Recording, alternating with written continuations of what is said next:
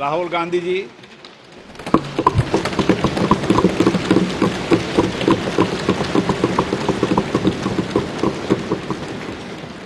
Speaker, sir, I'd like to congratulate you for your successful election. For the second time that you have been elected, I'd like to congratulate you on behalf of the entire opposition, on behalf of the India Alliance. Speaker, sir, this House represents the voice of India's people.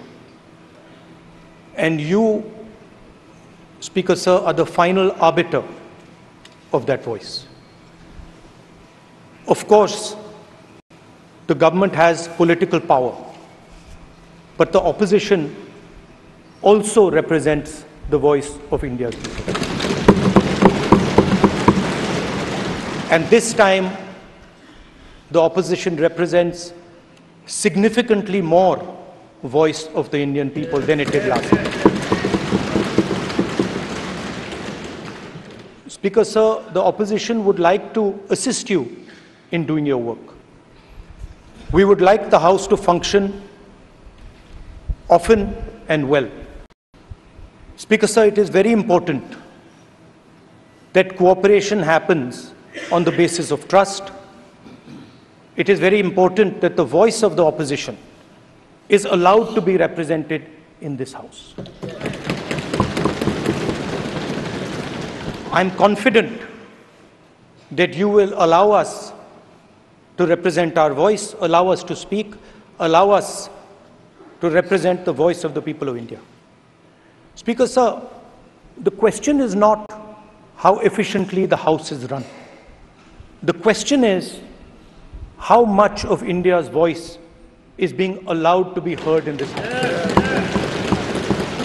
So the idea, Speaker, sir, so the idea that you can run the House efficiently by silencing the voice of the opposition is a non-democratic idea.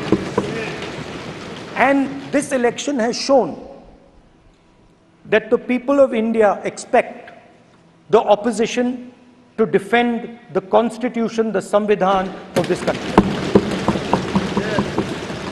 And we are confident that by allowing the opposition to speak, by allowing us to represent the people of India, you will do your duty of defending the Constitution of India. I'd like to once again congratulate you, Speaker, sir, and also all the members of the House who have won their election. Thank you very much. Lok Sabha के नवनिर्वाचित अध्यक्ष जी को मैं बहुत बहुत बधाई और शुभकामनाएं देना चाहता हूं। जहां प्रधानमंत्री जी और हमारे साथी लीडर ऑपोजिशन ने आपको बधाई दी है, वहीं मैं भी उनसे जुड़ करके आपको बधाई देना चाहता हूं। आप इस सदन के स्पीकर दोबारा चुने गए हैं। आपके पास 5 साल का जहां अनुभव रहा है, वहीं आपके पुराने और नए सदन का भी आपको अनुभव रहा है। मैं अपनी तरफ से, अपने साथ के सभी सदस्यों की तरफ से बहुत बहुत बधाई और शुभकामनाएं देता हूं। जिस पद पर आप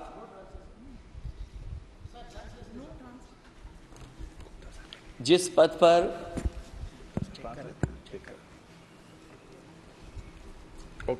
पद पर आप बैठे हैं, इससे बहुत गौरवशाली परंपराएं जुड़ी हुई हैं और हम सब यही मानते हैं कि बिना भेदभाव के आगे बढ़ेगा और लोकसभा के अध्यक्ष के रूप में आप हर सांसद और हर दल को बराबरी का मौका और सम्मान देंगे। निष्पक्षता इस महान पद की महान जिम्मेदारी है। आप लोकतांत्रिक न्याय के मुख्य न्यायाधीश की तरह बैठे हैं।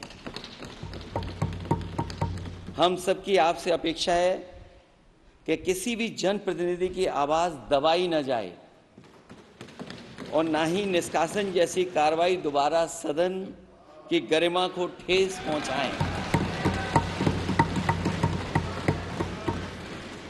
आपका अंकुश विपक्ष पे तो रहता ही है, लेकिन आपका अंकुश सत्ता पक्ष पे भी रहे।